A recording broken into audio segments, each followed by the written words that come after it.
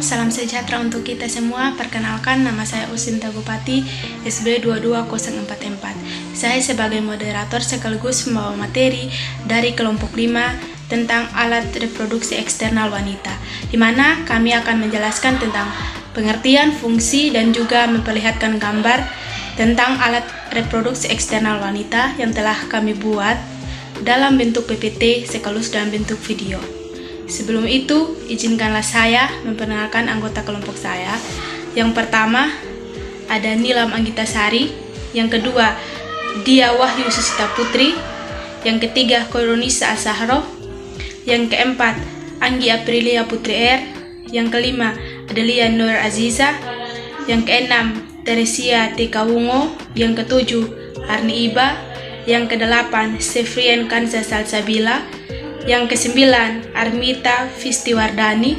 Yang ke-10, Hadi. Dan yang ke-11, Ayu Hartari. Selamat menyaksikan.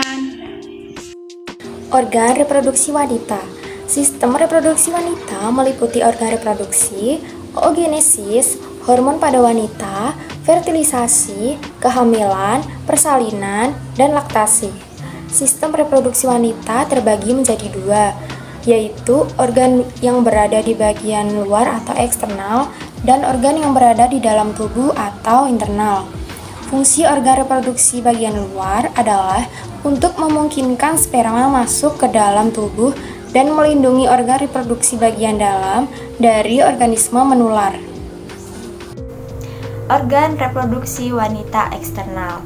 Terdapat beberapa bagian dari organ reproduksi wanita eksternal. Beberapa bagian tersebut adalah: yang pertama klitoris, yang kedua yaitu hymen atau selaput darah, yang ketiga yaitu vestibulum, yang keempat yaitu labia minora atau bibir kecil, yang kelima yaitu labia manora atau labia mayora atau bibir besar, yang keenam yaitu mons veneris, yang ketujuh yaitu uretrae, yang kedelapan yaitu kelenjar Bartolini atau kelenjar lendir, yang kesembilan yaitu vulva atau mons pubis, yang ke-10 yaitu glandula vestibularis minor.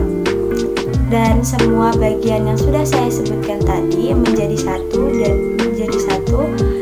dengan vulva. Mari kita bahas satu persatu bagiannya.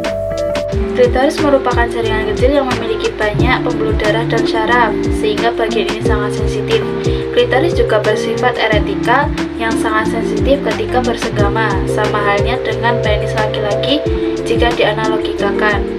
Fungsi klitoris sendiri adalah bertanggung jawab atas rasa kenikmatan seksual saat merasakan rangsangan. Himen atau selaput darah merupakan selaput membran tipis yang menutupi bagian samping dari vagina, yang bersifat rapuh dan mudah robek. Biasanya bisa diindikasikan untuk menilai keperawanan seseorang. Banyak sekali bentuk-bentuk himen.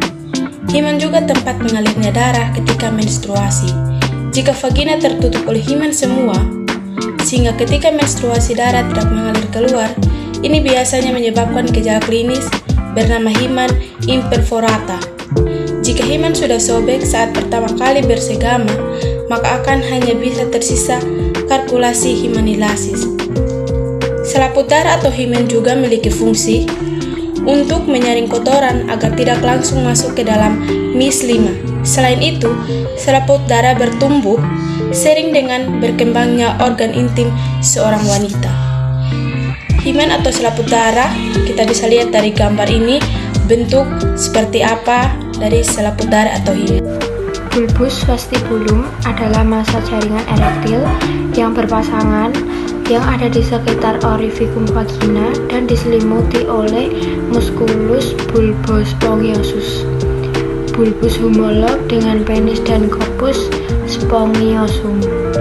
Pada vestibulum terdapat muara uretra, 2 lubang saluran kelenjar Bartolini, 2 lubang saluran scan.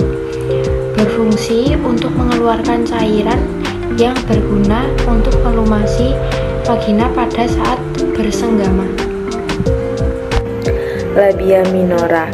Labia minora tersusun oleh jaringan lemak tidak berambut dan terletak di dalam labia mayora, sehingga membuatnya mudah membesar ketika bersenggama.